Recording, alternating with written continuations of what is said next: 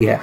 तो देखिए जो इटावा में जो कुछ हुआ है, दर्शकों को याद दिला दूं कि इसी वजह से अंबेडकर साहब ने हिंदू धर्म को लात मार दी थी।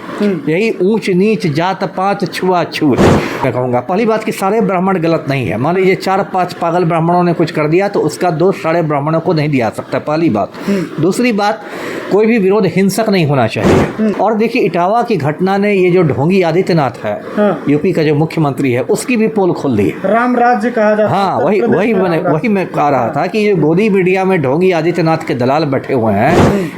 इसका ये मतलब है कि जो भी बुलडोजर यूपी में चलते थे सब बेगुनाह मुसलमानों के घर पर चल रहे थे या बेगुनाह दलितों के घर पर चल रहे थे। यूपी में जो बड़े बड़े राजपूत माफिया हैं, चाहे वो राजा भैया हो या धनंजय सिंह हो, उनके घर पर तो बुलडोजर नहीं चलता है, क्योंकि आदित्यनाथ खुद राजपूत बिरादरी का है। देखिए इटावा की घटना जो है वो लोगों के जेहन से नहीं जा रही है।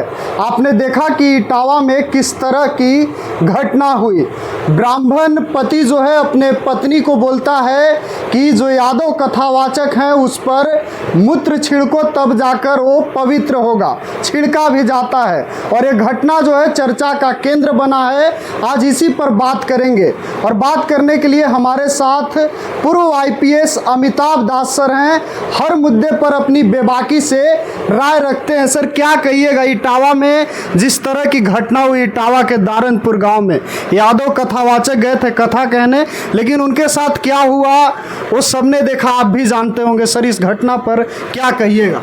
अब इसमें कहना क्या है, तो बिल्कुल मतलब शर्मसार करने वाली घटना है। इंसानियत शर्मसार है, मानवता शर्मसार है। बताइए, हम लोग 21वीं सदी में रह रहे हैं, चांद पर मानव जा चुका है, मंगल ग्रह पर जाने की तैयारी है, और फिर भी लोगों के दिमाग में अभी भी इतना गोबर और गोमूत्र भरा हुआ है और नफरत का जहर भरा हुआ है कि बताइए कोई यादव कथा वाचन करे, ये लोगों को मतलब पच नहीं रहा है। और इसके लिए एक पंडिताइन के मूत्र से उस यादव का तथाकथित शुद्धिकरण हो रहा है। बताइए, आप इस सोच पर जरा सोचिए, मूत्र से शुद्धिकरण, ये यदि किसी की सोच है तो बताइए, ये तो मध्य युग से भी पीछे की सोच हो गई, तो आदिम युग की सोच हो गई। तो ये सब बहुत दुर्भाग्य की बात है। लेकिन कहाँ हम लोग का देश जा रहा है पता नहीं चलता है। अभी बिहार के संदर्भ में देखें, एक सारिका पासवान राजद की प्रवक्ता है, उसने परमेश्वर मुखिया आतंकवादी पर कुछ प्रतिकूल टिप्पणी की, तो एक गुंडा मवाली उसको कह रहा है कि आशुतोष कुमार, अब मैं उसका नाम नहीं लेना चाहता, मैं उसको गुंडा की कपड़े उतार दूंगा, ये कर दूंगा। बताइए, रेट फिक्स कर रहे हैं। बताइए 100-200 रुपये, ये मतलब कहाँ जा रहा है?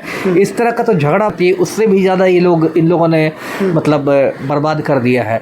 तो जो हुआ है इटावा में बहुत गलत हुआ है, और इससे ये भी पता चलता है कि मनवादी शक्तियाँ जो है वो आज भी सक्रिय है। अब ये यहाँ जो भी कट्टर, मैं सभी ब्राह्मणों के खिलाफ नहीं हूँ, लेकिन यहाँ जो कट्टर ब्राह्मणों ने काम किया है, इसको आप जनेऊ जिहाद कह सकते हैं। जनेऊ जिहाद है ना। देखिए, मुसलमान कोई भी काम करता है तो उसमें लोग जिहाद लगा देते हैं। मोहब्बत भी करता है मुसलमान तो लोग करते हैं कि लव जिहाद हो गया। तो ये क्या है? ये कट्टर ब्राह्मणों का जनेऊ जिहाद है। और जनेऊ जिहाद सिर्फ इनका ही नहीं है, ये जो पूरा संघ परिवार है, मतलब जिसमें RSS है, BJP है, विश्व हिंदू परिषद है, बजरंग दल है, अखिल भारतीय विद्यार्थी परिषद है, ये जो पूरा संघ परिवार है, ये पूरा संघ परिवार ही जनेऊ जिहाद में विश्वास करता है। लेकिन सर वहाँ का जो ब्राह्मण परिवार है वो कह रहा था कि अगर यादव कथा करेंगे तो फिर हम क्या करेंगे, 108 ब्राह्मण परिवार हैं हम लोग। तो इस बात को सर कैसे देख रहे हैं? उनकी ये सोच, ये कोई बात है? आप दूध बेचना शुरू कीजिए, आप दूध बेच के आजीविका चलाइए, है ना। यदि मान लीजिए वो आपका पारंपरिक काम कर रहा है तो आप उसका पारंपरिक काम कीजिए, लेकिन किसी को प्रमुत्र छिड़कने लगिएगा, ये तो विशुद्ध वाली बात हो गई ना। ये तो फिर ये मनवादी सोच हो गई, है ना। एक ही काम है क्या, आप खेत जोतिए, है ना, आप मोची की तरह जूतों की मरम्मत कीजिए।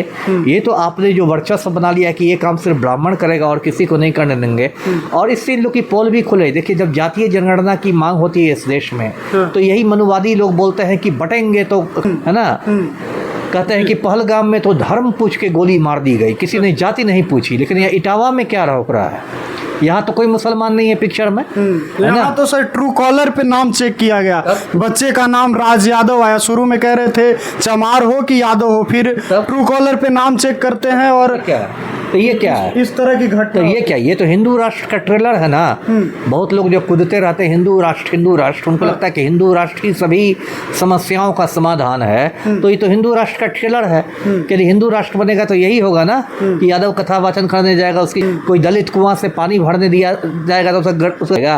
आपको याद होगा लगभग 1.5 साल पहले राज्यसभा के सांसद हैं मनोज झा, उन्होंने एक कविता पढ़ी थी राज्यसभा में, ठाकुर का कुआं, याद है ना? काफी विवाद हुआ था ना विवाद। जी, जी। ये जो आनंद मोहन है, गुंडा मवाली है, खूनी है, कृष्णैया का खून किया था। आनंद मोहन कहता है कि मैं तो वहां रहता तो मैं इसकी जीभ खींच लेता। तो आज क्या हो रहा है? यही बात ठाकुर के कुआं को सिद्ध करती है कि वो जो कविता लिखी गई थी वो 100% सही कविता थी। उसमें जो बातें थी वो आज भी समाज पर लागू हो रही है। तो ये जो सामंती सोच के लोग हैं, इनको सच सुनने की आदत खत्म हो गई है। तो देखिए जो इटावा में जो कुछ हुआ है, दर्शकों को याद दिला दूं कि इसी वजह से अंबेडकर साहब ने हिंदू धर्म को लात मार दी थी। यही ऊंच नीच जात पात छुआछूत। और बाबा साहब अंबेडकर ने कहा था कि मैं हिंदू होकर पैदा हुआ क्योंकि जन्म मेरे बस की बात नहीं थी, लेकिन हिंदू होकर मैं मरूंगा नहीं। और उन्होंने नागपुर में हजारों अनुयायियों के साथ बौद्ध धर्म की दीक्षा ली थी। वो उस जगह को आज भी दीक्षा भूमि कहते हैं, आप नागपुर में जाके उसको देख सकते हैं। तो वही स्थिति है। उन्होंने मनुस्मृति का भी दहन किया था, तो आज भी वही स्थिति है। काफी विरोध भी वहाँ देखने को मिल रहा है इटावा में सर। कहा जा रहा है कि भीड़ उग्र हो गई, जो अहिर रेजिमेंट वाले हैं वो वहाँ पहुँच गए। क्या कहिएगा? देखिए विरोध तो होना ही चाहिए, बस यही मैं बात कहूँगा कि 2-3 बातें मैं कहूँगा। पहली बात कि सारे ब्राह्मण गलत नहीं है। मान लीजिए 4-5 पागल ब्राह्मणों ने कुछ कर दिया तो उसका दोष सारे ब्राह्मणों को नहीं दिया सकता, पहली बात। दूसरी बात, कोई भी विरोध हिंसक नहीं होना चाहिए, है ना। जनतंत्र में हिंसा का कोई स्थान नहीं है। विरोध हो लेकिन अहिंसक तरीके से, कानूनी रूप से। आपके पास कानूनी तरीके हजार हैं विरोध करने का। सबको आप जेल भिजवाइए, सब पर रासुका लगवाइए, राष्ट्रीय सुरक्षा कानून लगवाइए। और देखिए इटावा की घटना ने ये जो ढोंगी आदित्यनाथ है, यूपी का जो मुख्यमंत्री है, उसकी भी पोल खोल दी। राम राज्य कहा जाता है। हाँ, वही मैं कह रहा था कि ये गोदी मीडिया में ढोंगी आदित्यनाथ के दलाल बैठे हुए हैं। ये 24 घंटे उसका महिमा मंडन करते हैं कि बुलडोजर बाबा है, बुलडोजर बाबा है, ऐसे कर देते हैं, वैसे कर देते हैं। अब इटावा में कहाँ गया बुलडोजर? अब बुलडोजर का तेल खत्म हो गया है क्या? इसका ये मतलब है कि जो भी बुलडोजर यूपी में चलते थे सब बेगुनाह मुसलमानों के घर पर चल रहे थे, या बेगुनाह दलितों के घर पर चल रहे थे, गरीबों का खपरेल का घर तोड़ रहे थे। यूपी में जो बड़े बड़े राजपूत माफिया हैं, चाहे वो राजा भैया हो या धनंजय सिंह हो, उनके घर पर तो बुलडोजर नहीं चलता है, क्योंकि आदित्यनाथ खुद राजपूत बिरादरी का है। अजय सिंह बिष्ट उसका असली नाम है। तो इस इटावा की घटना ने ढोंगी आदित्यनाथ को भी बेनकाब कर दिया है, उसकी भी पोल खुल गई। ओम प्रकाश राजभर को क्या कहिएगा सर? वो तो कह रहे हैं कि यादवों का काम है दूध दूहना, अगर हक छीनेंगे तो यही होगा। किस तरह का? ओम प्रकाश राजभर को आगरा का पागल खाना है उसमें भर्ती कराना चाहिए, है ना। यूपी से बाहर जाने की भी आवश्यकता नहीं है, आगरा में ही मानसिक अस्पताल है, वहाँ ओम प्रकाश राजभर को भर्ती करके उनके दिमाग का इलाज होना चाहिए। और मैं क्या कहूँगा, ओम प्रकाश राजभर का दिमाग खराब है, एकदम खराब है। उनको आगरा में भर्ती कराना चाहिए, यूपी से बाहर भी नहीं जाना पड़ेगा, माननीय मंत्री महोदय भी बने रहेंगे और इलाज भी होता रहेगा आगरा में। चलिए सर, बहुत बहुत धन्यवाद। चलिए, तो आपने सुना हमारे साथ पूर्व IPS अमिताभ दास सर बात कर रहे थे इटावा की घटना को लेकर। क्या कुछ इन्होंने कहा इटावा की घटना पर, वो आप सुन रहे थे। वहीं ओम प्रकाश राजभर का जो बयान आया है, इन्होंने साफ तौर पे कह दिया है कि ओम प्रकाश राजभर को पागल खाने में भर्ती करने की ज़रूरत है। आप सुन ही रहे थे। फिलहाल के लिए इतना ही। बहुत बहुत धन्यवाद।